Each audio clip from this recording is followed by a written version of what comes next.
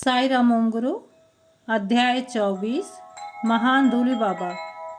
तमिलनाडु ईरोड के पास भवानी से अम्मापेटे के रास्ते पर एक दिव्य आश्रम है जिसका नाम अनबिन कुडिल है। आश्रम का न तो हमारे वेद उपनिषद पुराण से कोई संबंध है और न ही उस स्थान का कोई इतिहास है।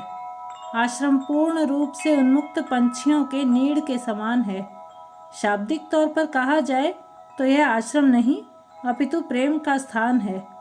अनबिन कुडिल का शांत वातावरण वहां गमन करने वालों का मन मोह लेता है।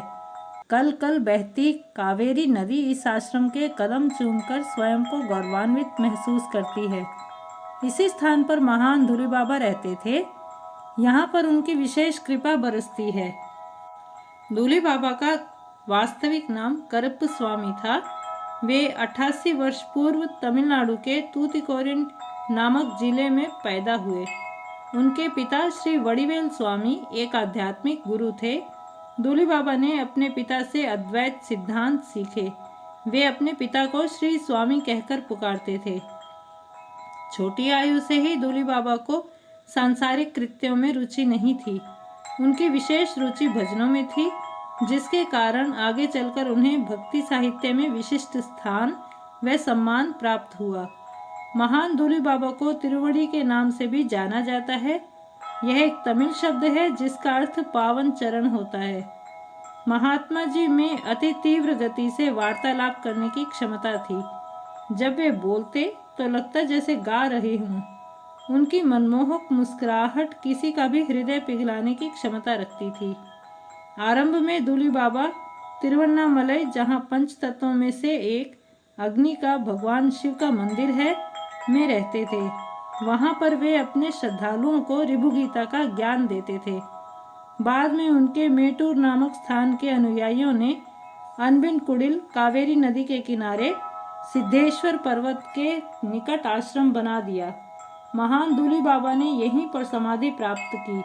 अपने पूर्व जन्मों के पुण्य कर्मों के परिणाम स्वरूप महात्मा जी को व्यक्तिगत तौर पर भगवान श्री कृष्ण व कार्तिकेय के साक्षात दर्शन प्राप्त हुए। वन वन भटके बिना ही उन्होंने अपने आप को ईश्वर भक्ति में डुबो दिया। उनके उपदेशानुसार बाहरी दुनिया को देखो, इस बात को समझो कि तुम भगवान से भिन्न नहीं हो। तुम स्वयं ईश्वर स्वरूप हो। तुम्हारा भोजन तुम्हारी प्रकृति से अवगत करा देता है। ऐसे विषयों को अच्छी तरह समझने के लिए वर्षों तक साधना करने की आवश्यकता है। ऋभु गीता। ऋभु गीता शिव रहस्य पुराण का छठा भाग है। जब भगवान शिव ने संत ऋभु को उपदेश दिया, तब शिव रहस्य पुराण की रचना हुई। इसमें लगभग 2000 छंद हैं। हजारों छंदों में से महान धूली बाबा ने केवल 147 छंद चुने। अनबिन कुडिल में प्रतिदिन सत्संग के समय ऋभु गीता के ये छंद गाए जाते हैं। ऋभु गीता का सार कहता है, तू ही भगवान है और भगवान ही तू है, अर्थात ईश्वर और मनुष्य भिन्न भिन्न नहीं है। ऋभु गीता आत्मज्ञान का पाठ पढ़ाती है। यह हमारे जन्म के उद्देश्य का वर्णन करती है। जब धूली बाबा ऋभु गीता का पाठ करते तो सुनने वालों के नेत्रों से अश्रुधारा बहने लगती। उनका चंचल मन शांत हो जाता। महात्मा जी की भक्ति तथा साधना से प्रसन्न होकर पंढरपुर के पंढरीनाथ ने स्वयं उनकी सेवा की। भगवान पंढरीनाथ विट्ठल महाराज उनके 60 वर्षीय सेवक व मित्र बने जब धूली बाबा देश भ्रमण पर निकले। विश्व भर में धूली बाबा के अनेक अनुयायी हैं। भीष्मा जी उनके प्रथम अनुयायी थे। वे महात्मा जी की साधना भक्ति के साक्षी हैं। उनके अनुसार धूली बाबा प्राय आश्रम में पधारकर सबको आशीर्वाद देते हैं।